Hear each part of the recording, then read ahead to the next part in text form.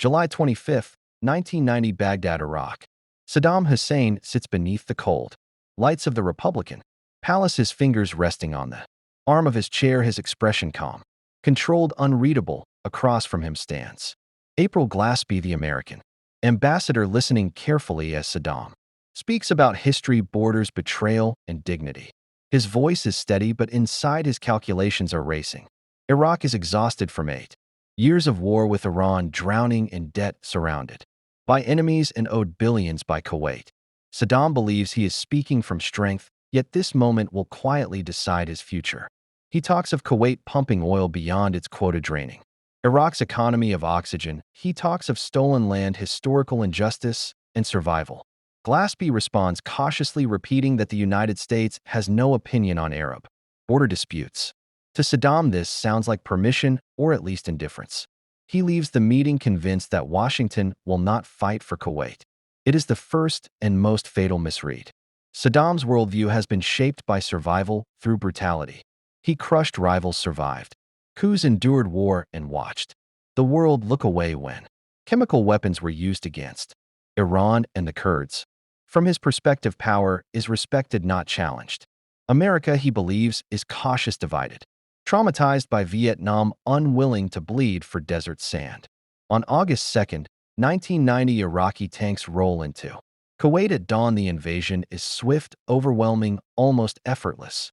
Saddam expects outrage, yes, but also negotiation, sanctions, speeches, maybe a deal. Instead, the world responds with something he did not anticipate: unity.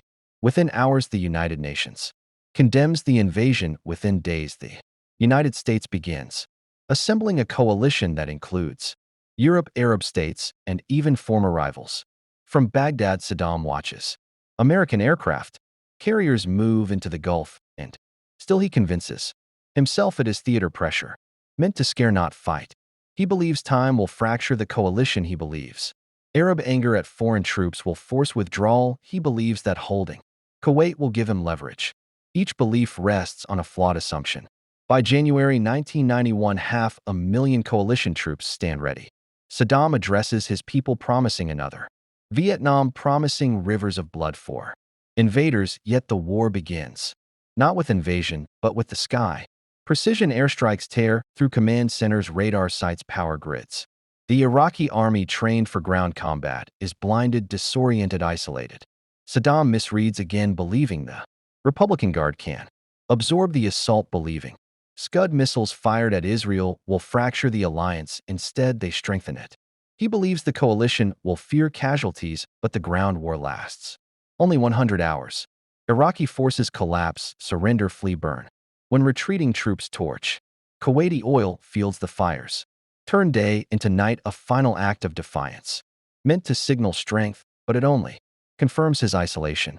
The coalition stops short of Baghdad, and Saddam survives, but the price is devastating. Sanctions cripple Iraq's civilians, suffer, and Saddam's rule becomes a siege without walls.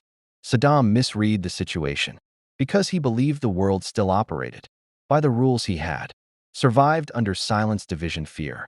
He failed to see that the Cold War had ended, that power now moved collectively. That ambiguity was no longer weakness, but warning. His greatest mistake was not invading Kuwait, but assuming that past indifference guaranteed future restraint. In the palace, the lights remain on. Saddam still alive, still defiant, but the moment he misunderstood has already reshaped his fate, and the silence around him grows heavier than any battlefield noise.